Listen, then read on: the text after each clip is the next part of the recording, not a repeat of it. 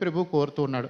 కొన్ని తీర్మానాలు చేసుకొని మనము ఇక్కడ నుంచి బయటికి వెళ్ళేటటువంటి వాళ్ళంగా ఉంటాం. రండి, నెహెమ్యా గ్రంథము 10వ అధ్యాయము 39వ వచనము చివరి భాగం. మా దేవుని మందిరమును చాలు, మా దేవుని మందిరాన్ని మేము విడిచిపెట్టము. ఎట్టి పరిస్థితే కానీ వరద రాని, బురద రాని, మనస్పర్ధలే రాని, కొట్లాటలే రాని, ఎవ్వరు ఏమనుకోని మా దేవుని మందిరాన్ని మేము విడిచిపెట్టము. వాళ్ళు దేవుడి మందిరాన్ని కడుతున్నప్పుడు ముగ్గురు ఆటంకపరుస్తారు. వాళ్ళల్లో ఉన్నటువంటి మనుషులే. నెహెమ్యా వాళ్ళ కాలంలో నెహెమ్యా వాళ్ళు గోడ కడుతూ దేవుని మందిరాన్ని తిరిగి కట్టాలి అని చెప్పి అనుకుంటూ ఉండినప్పుడు ముగ్గురు మనుషులు మందిరాన్ని కట్టకూడదు, వీళ్ళని చెరిపేయాలి, వీళ్ళని మందిరంలోకి రాకుండా చేయాలని చెప్పేసి చాలా శతవిధాల ప్రయత్నం చేసినారు. వాళ్ళు శతవిధాల ప్రయత్నం చేసినా కానీ నెహెమ్యా ఏం చెప్తున్నాడంటే, మేము మా దేవుని మందిరాన్ని విడిచిపెట్టము.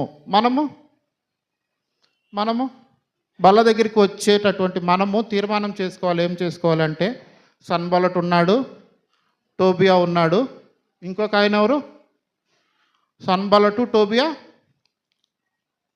సగం వచ్చింది, సగం మింగేసినారు. ఎవరు? సన్బలటు, టోబియా, గెషేము ముగ్గురున్నారు అక్కడ ఆటంకపరిచేవాళ్ళు.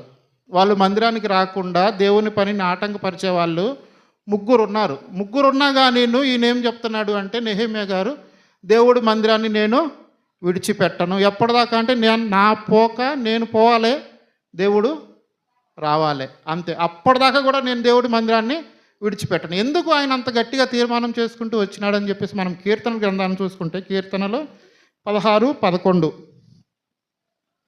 కీర్తన 16:11.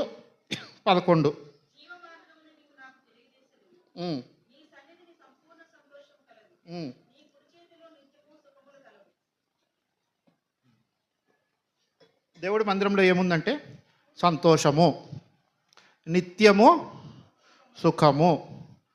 ఒక పూట కాదు ఆ సుఖం, 2 పూటలు కాదు, 10 సంవత్సరాలు కాదు. కొన్నిటికి గ్యారంటీ వారంటీ ఉంటుంది.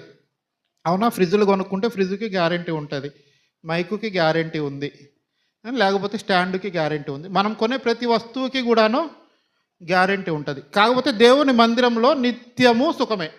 నిత్యము అంటే ఎప్పుడు కూడాను మనకి సుఖమే, మన పిల్లలకి సుఖమే, మన పిల్లలు సుఖపడతారు, మన తల్లులు, మన అమ్మమ్మలు, తాతలు, మన పూర్వీకులు అందరూ కూడాను దేవుడి మందిరంలో సుఖపడేటటువంటి. కాబట్టి మనం దేవుడి మందిరాన్ని విడిచి వెళ్ళకూడదు. ఎట్టి పరిస్థితి రానివ్వండి, ఏమే రానివ్వండి. ఈ సంవత్సరంలో, ఈ వారం